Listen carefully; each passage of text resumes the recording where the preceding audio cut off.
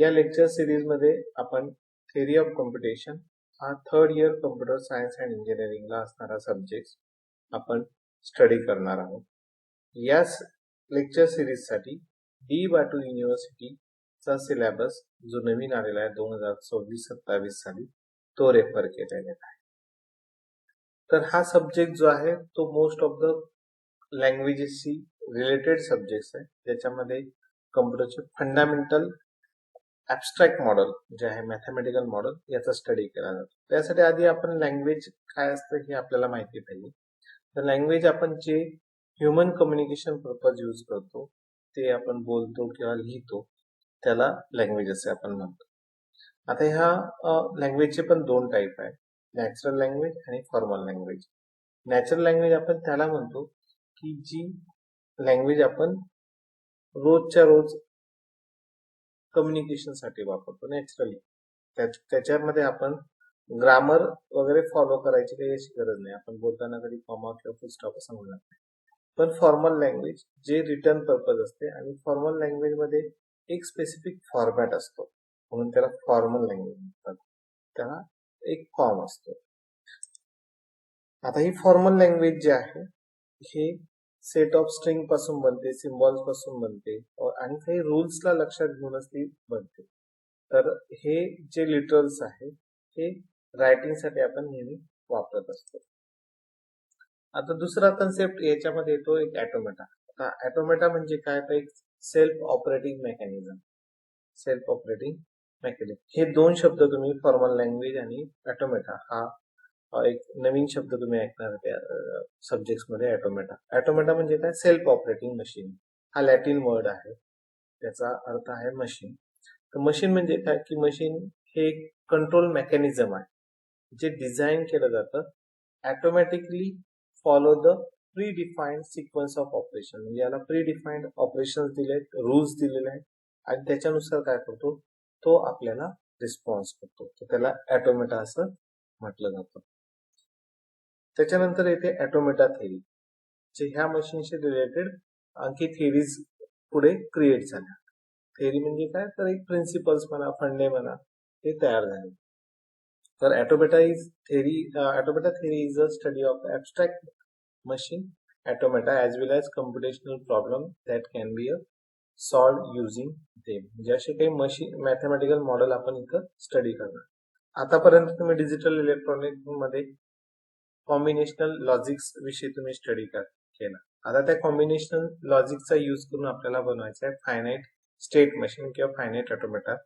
नंतर त्याच्यानंतर बनणार आहे त्याच्यात थोडे चेंज करून पुश डाऊन ऑटोमेटा आणि त्याच्यानंतर बनतो हा ट्युरिंग मशीन. तर हे जे तीन मॉडेल्स आहे, finite automata, push down automata आणि ट्युरिंग मशीन, याचा या सब्जेक्ट मध्ये मोस्ट ऑफ द स्टडी होणार आहे. तर मी तुम्हाला आतापर्यंत काय सांगितलं की मशीन म्हणजे काय आणि मशीन नंतर या मशीनशी रिलेटेड ॲब्स्ट्रॅक्ट मॉडेल कोणते कोणते आहे. या कोर्सचा हे ऑब्जेक्टिव्ह याच्यामध्ये आपण फायनाईट ऑटोमेटा विषयी स्टडी करणार आहोत. त्याच्यानंतर रेग्युलर एक्सप्रेशन, म्हणजे finite automata regular language accept करते, त्या रेग्युलर एक्सप्रेशन आणि त्याच्याशी रिलेटेड ग्रामर आपण स्टडी करणार आहोत. नंतर कॉन्टेक्स्ट फ्री ग्रामर विषयी पण आपण इथं लर्न करणार आहोत. त्याच्यानंतर कॉन्टेक्स्ट फ्री ग्रामर ही ग्रामरचा टाईप आहे. जसं लँग्वेज आहे तर लँग्वेजशी रिलेटेड ग्रामर असतं. त्या ग्रामर मध्ये 4 टाइप्स आहेत, त्यातला कॉन्टेक्स्ट फ्री ग्रामर आपण इथं स्टडी करणार आहोत. त्याच्यानंतर पुश डाऊन ऑटोमेटा जो की कॉन्टेक्स्ट फ्री लँग्वेज साठी यूज केला जातो. त्याच्यानंतर ट्युरिंग मशीन साठी आपण पुढे स्टडी करणार आहोत. त्याच्यामध्ये अनडिसेबिलिटी प्रॉब्लेम काय आहे, नंतर हॉल्टिंग प्रॉब्लेम काय आहे, चॉम्स्की हायरार्की, जे लँग्वेजचे वेगवेगळे टाइप्स याच्यात हायरार्की मध्ये डिफाईन केलेले. तर हे कोर्स ऑब्जेक्टिव्ह आहे. नंतर हा डी बाटूचा सिलेबस आहे. हा सिलेबस आपण फॉलो करणार आहे जेणेकरून आपल्याला सिलेबसही लर्न होईल आणि आपला सब्जेक्टही व्यवस्थित प्रकारे आपला स्टडी व्हायला पाहिजे. तर हे 5 युनिट याच्यामध्ये आहेत. पहिला युनिट हा फायनाईट ऑटोमेटावर आहे. त्याच्यानंतर दुसरा युनिट जो आहे तो रेग्युलर एक्सप्रेशन, जे की रेग्युलर लँग्वेज वर डिपेंड आहे. नंतर कॉन्टेक्स्ट फ्री ग्रामर. नंतर नेक्स्ट मॉडेल जो आहे push down automata. 4th unit मध्ये आपल्याला 2 मॉडेल स्टडी करायचे, एक पुश डाऊन ऑटोमेटा आणि एक ट्युरिंग मशीन.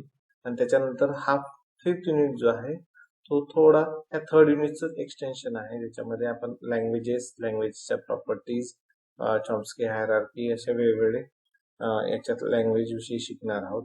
आणि एक याच्यामध्ये लिनियर बाउंडेड ऑटोमॅटा पण आपण इथं स्टडी करणार आहोत, जो की पुश डाऊन ऑटोमॅटामध्ये थोडंसं ऍडव्हान्समेंट करून हा लिनियर बाउंडेड ऑटोमॅटा बनला होता आणि त्याच्यानंतर ट्युरिंग मशीन हे एक्झिस्ट मध्ये आले होते. तर हा कोर्स आपण जे हे कंटेंट्स आहे या कोर्समध्ये स्टडी करणार आहोत.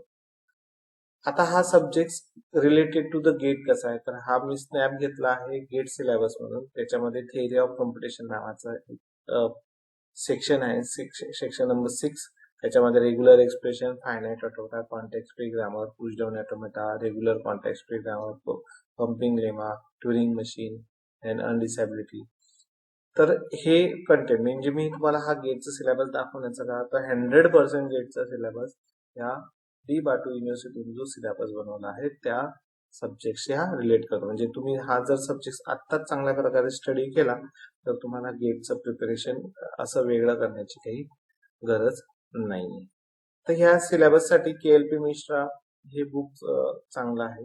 KLP मिश्रा आणि एक क्रॉपचं एक बुक आहे, उल्मनचंही बुक त्याला म्हणतात. असे रेफरन्स बुक डी बाटूच्या सिलेबस मध्ये बरेचसे दिलेले आहेत, तर तेही आपण रेफर करू. तर हे सिलेबस बुक्स, रेफरन्स बुक वगैरे इथं आहेतच. तर पुढच्या व्हिडिओमध्ये आपण फर्स्ट युनिट इथं स्टार्ट करूया.